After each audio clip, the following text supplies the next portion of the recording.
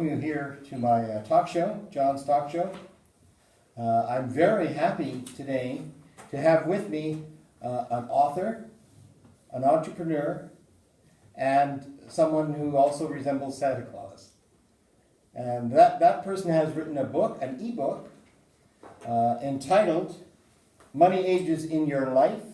And I'll just show you the page. If you want to read the book, you're going to have to download it from the internet because it is an ebook and has not yet been published in print. And Brian Dodd is my guest.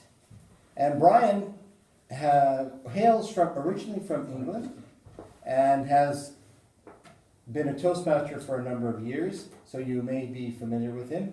He also sports a bit of whiskers on his chin, which makes him resemble Santa Claus. Recently had to stay in the hospital where young kids were coming up to him and said, "Oh, this is the real thing." But there's more to Santa Claus than just ho, ho, ho, because he has written this book about money. And I just read it again this afternoon before this interview, and I was really impressed with the amount of thought that he has put into this particular book.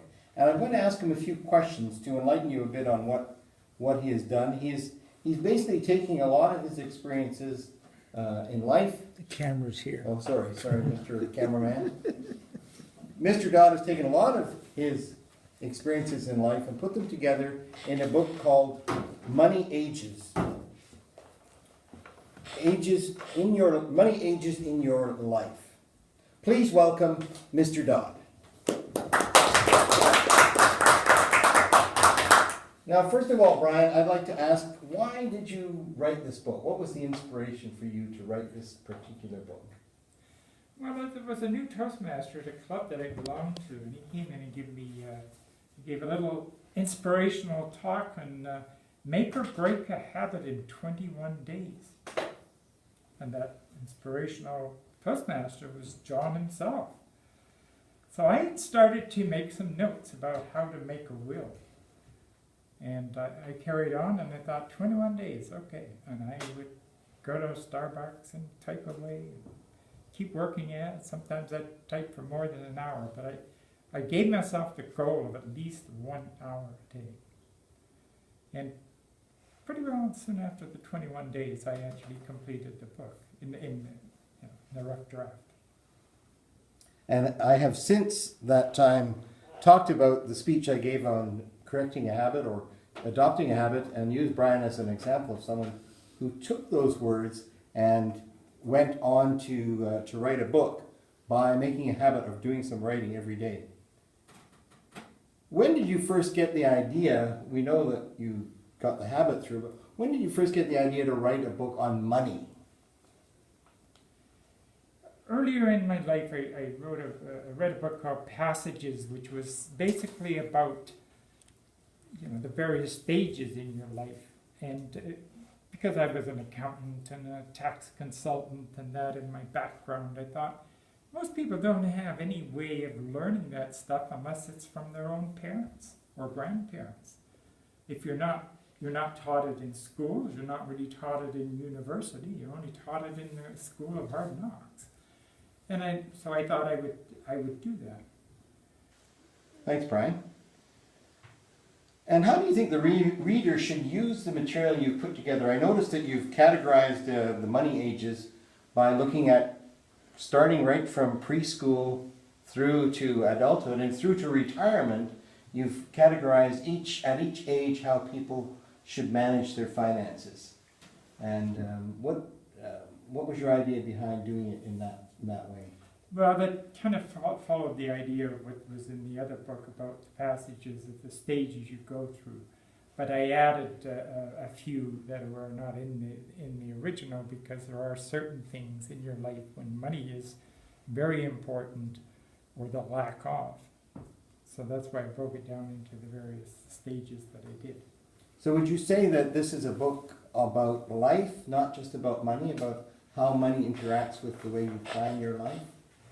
Well, yeah, just the first sentence is, if you can read this book and you're getting pocket money, get your mother to open your bank account, because that's your first introduction to money.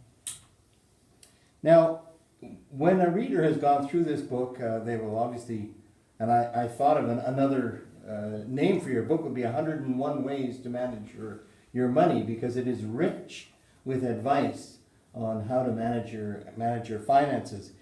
From that collection of advice, what is the one thing that you would offer to my listeners in terms of managing their money that is really important? Well, the one theme that runs through the whole book is save 10% of the money you get. Whether it's a gift, whether it's your salary, whether it's your profit, save 10%. And basically, try never to spend it.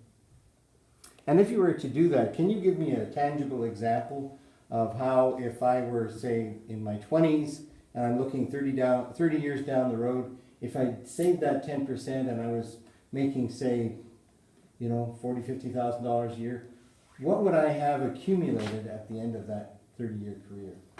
Well, based on 60,000, let's say. I mean, that's more realistic in today's terms of what you can expect to make. Saving 10% of that and expect that you want to retire at 65, you'll wind up with just a shade over $1 million. Then at 65, you want to continue spending your $60,000 a year. So you can expect that you're going to live 30 years after that till you're 95. Especially if you've got some money. Your chances of living are better when you have some money than not. And you'll wind up in 95 with still around just over $250,000 left over. So if you die right then, you can have a great time. Put it in your will to have a good wake for all your relatives. Well, it has been a pleasure to have you here today to speak about your book, and I encourage all of my listeners to get on the internet and get a copy of Brian's book. And if you only take one or two of the suggestions, and there's about 101 in a very easy style written as a story, you will enhance your financial future. Thank you, Brian. Thank you.